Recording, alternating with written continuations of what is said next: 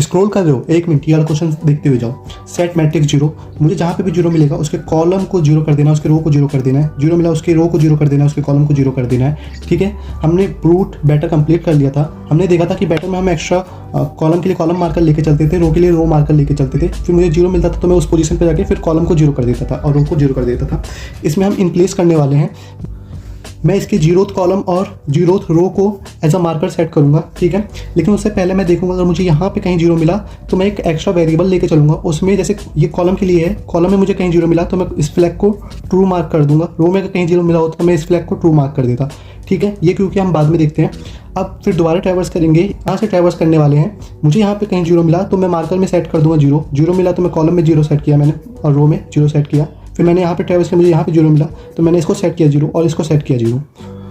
और लूप चलाऊंगा, दोबारा ट्रैवर्स करूंगा। मैं देखूंगा मेरे जौन से एलिमेंट इन मार्कर में जीरो है, मैं उस पूरी रो और उस पूरे कॉलम को जीरो मार्क कर दूंगा। जैसे कि मुझे यहाँ पे जीरो मिला तो मैं इस पूरी रो को जीरो मार्क कर दूंगा। इस कॉलम में यहाँ जीरो मिला तो मैं इस पूरी रो कॉलम को जीरो मार्क कर दूंगा। सेम यहाँ पे मुझे जीरो मिला तो इस पूरी रो को जीरो मार्क कर दूंगा, पूरी रो को जीरो मार्क कर दूंगा। इस वाले जीरो से पूरी रो को जीरो मार्क कर दूंगा। ठीक है, अभी मेरा 1 बचा हुआ है। इसके लिए हमने कॉलम फ्लैग का वेरिएबल ट्रू किया हुआ था, तो अब मैं इसमें देखूंगा कि क्या मेरा ट्रू है तो मैं इस पूरे कॉलम को जीरो कर दूंगा। ठीक है, अब हम इसका कोड देख लेते हैं। कोड बहुत आसान है। ये मैंने नंबर ऑफ रोज निकाले, नंबर ऑफ कॉलम्स निकाले। ये मैंने फर्स्ट रो के लिए बना लिया फ्लैग इसके लिए, और ये मैंने फ्लैग बना लिया फर्स्ट कॉलम के लिए। ठीक है, मैं चेक करूँगा अगर मुझे मेरे फर्स्ट कॉलम में कहीं पे जीरो मिलता है, ये जीरो मिला तो मैं अपने ट्रू कर दूंगा और वहाँ से ब्रेक कर दूंगा। अगर मेरी रो में कहीं जीरो मिलता है तो मैं उस फ्लैग को ट्रू कर दूंगा और ब्रेक कर दूंगा। यहाँ पे ये ट्रू होएगा। ठीक है, फिर मैं लूप चलाऊंगा यहाँ से, ये चीज़ यहाँ से यहाँ तक ले। यहाँ पे मुझे कहीं पे भी अगर मुझे जीरो मिलता है तो मैं इसको सेट कर दूंगा जीरो और इसको सेट कर दूंगा जीरो। ये लूप उसके लिए हो जाएगा i = 1 to j = n column तक। अगर मुझे कहीं पे जीरो मिला तो मैट ऑफ i जीरो कर देना और जीरो ऑफ j को जीरो कर देना। ठीक, मैं एक दूसरा लूप चलाऊँगा। ये लूप अगर मुझे इनमें कहीं पे जीरो मिला तो मैं इस रो को जीरो करने के लिए, अगर यहाँ पे कहीं जीरो मिला तो इस कॉलम को जीरो करने के लिए चलाऊंगा।